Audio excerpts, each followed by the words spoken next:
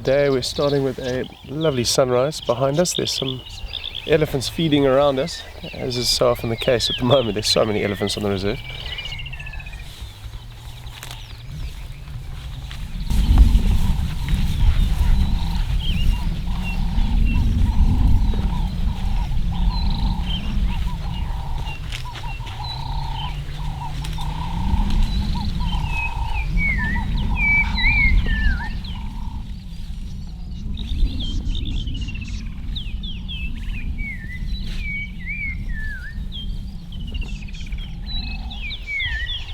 And there's a beautiful black-crowned chagra calling in a bush just to our left. It's one of the wonderful sounds of the bushveld.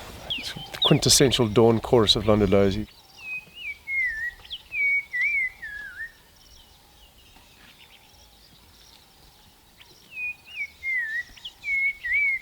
But you often find the more beautiful the call is, the drabber the bird. They rely on song to attract a mate and do their displaying for them. They don't need the visually spectacular plumage. Well, it's not always the case. Some birds are beautiful and have a beautiful call, but a lot of the time it is one or the other. So we're going down into the southeast of the reserve this morning with no particular agenda. We're just going to see what we can find.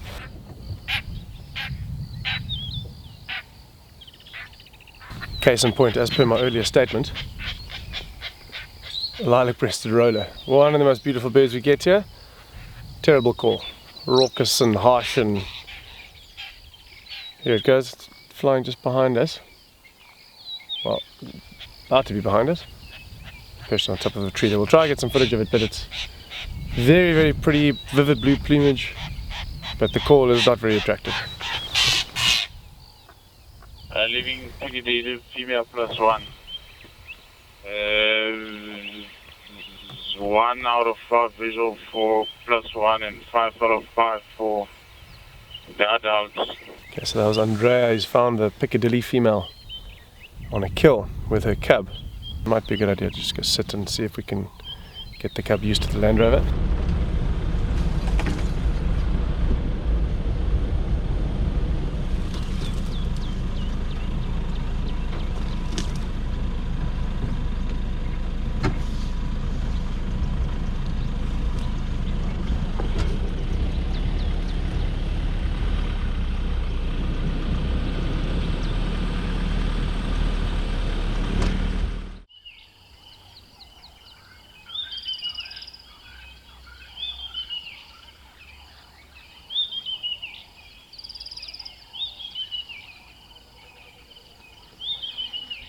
So we've come to where Andrea found the Piccadilly female. She's just behind us. She's snoozing a little bit. Can't see where her kill is, but it'll be somewhere in the thickets here. We can't see the cub either. It's probably hiding. It's a little bit nervous of vehicle still. So we're just going to back off to the other side of the riverbed and just watch from a distance and hope the cub comes out, and maybe the mother will go feed on the kill.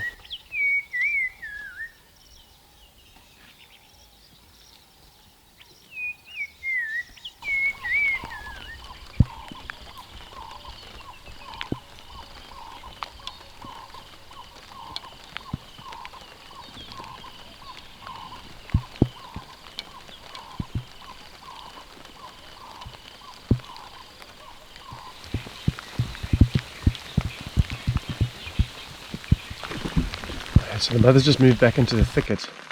We can see the cub. It's lying on a fallen knobthorn, grooming itself, and this is typical behavior from this little one. It doesn't like to show itself in the open, so it's always going to be behind bushes, just a little screen between us and it. Morning, station east. I'm crossing deep south. Any updates in the deep south? 20 south, you might be south.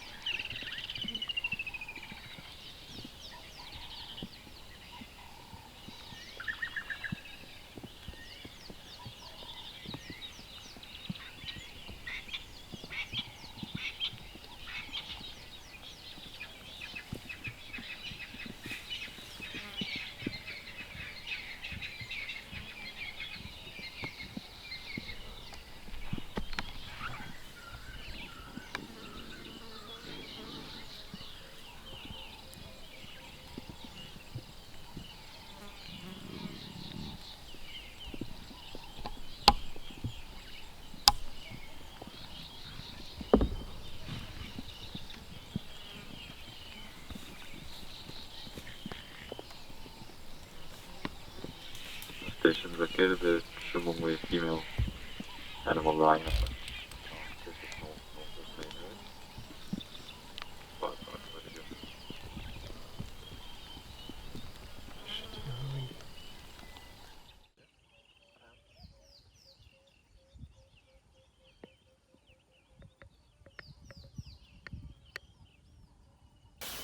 So these dead trees are excellent homes for insects, reptiles, birds. They make little nesting sites. And just driving past here, we spotted a tiny head sticking out of this hole over here. So come close and we've had a little look to see what's inside because the head went back in. Let's have a look here.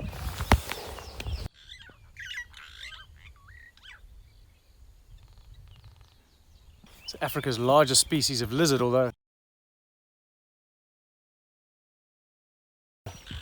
this is a pretty small one. He has to be to fit in this hole.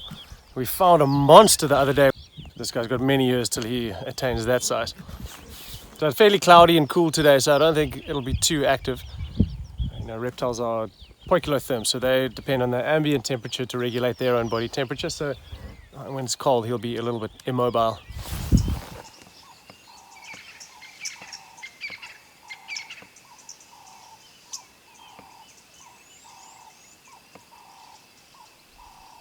Well, we're just looking at the monitor lizard in its hole on the dead leadwood, and I think it was a dead leadwood, might have been a knobthorn. But natural tree cavities make excellent nests, and 30 meters from where the monitor is, we found the nest of a red-billed oxpecker, or red-billed oxpeckers, plural. There are a number of them. They're cooperative breeders, so adults and then juveniles from the previous clutch will all help prepare the nest, and we've got at least 4 or 5 of them all going in, bringing nesting material, helping to line it in preparation for the eggs being laid. So for the majority they're using what looks like elephant dung. It's nice and soft and creates a nice lining for the nest. They'll use fur from the hosts that they get ticks off. So there's one coming in now. Let's see if we can get a photo. There we go, doing a little display. Yep, let's hope we lined up. Yep, we got that. Yeah, and it's so special to see. I mean, well, look, we featured a couple of nests before, but I think what's special is that I've never seen this much nesting behavior during summer, and it's not that it's not going on, it's just you need to observe the behavior of the birds. Finding a nest in itself is difficult, but if you recognize the nesting behavior, i.e. birds bringing lining to a nest or carrying food that then that bird doesn't eat because it's taking it to a chick or a female in the case of a hornbill, then you can start finding nests. And we found drongos, hornbills, oxpeckers, battises, flycatchers. Very, very cool stuff. It's fascinating seeing, you know, well, all the drama of elephants. I mean, there's a herd just behind us here. Elephants, lions, leopards is playing out. The little things are going about their business, and life for them is every bit as dramatic and just as dangerous, if not more so. So it's cool seeing these oxpeckers getting their start this summer.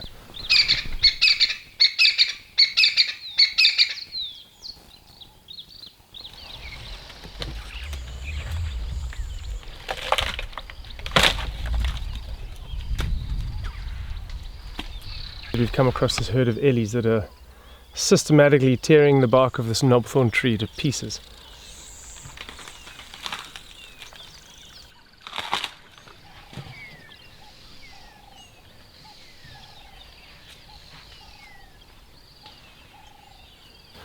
It's not the bark they're after, it's the cambium layer which is underneath, and that's essentially the transport system for the tree. It's kind of like our circulatory system. So it takes all the nutrients from the roots up to the leaves and branches.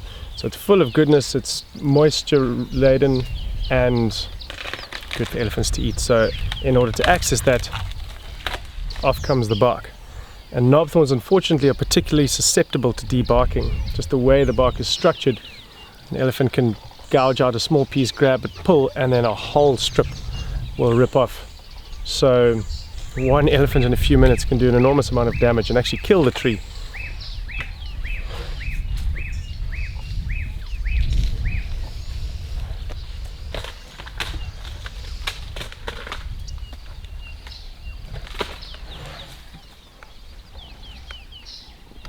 So as soon as that bark is ringed all the way around, that circulatory system is essentially cut, and there's no way for the tree to transport nutrients to the leaves, and the upper parts of it, and so it dies slowly. So just for a little bit of nutrients, ellies can kill an entire tree. It does seem a little bit wasteful, but look, I don't think they know any better.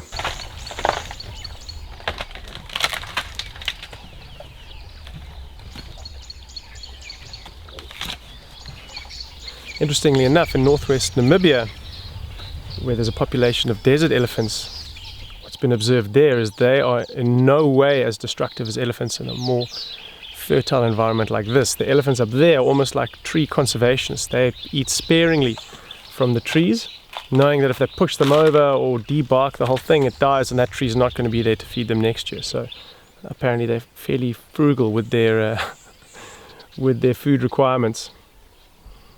This tree, unfortunately, is not having any luck. It looks like it's actually had some ellies work on it before, and now these ones are ganging up on it.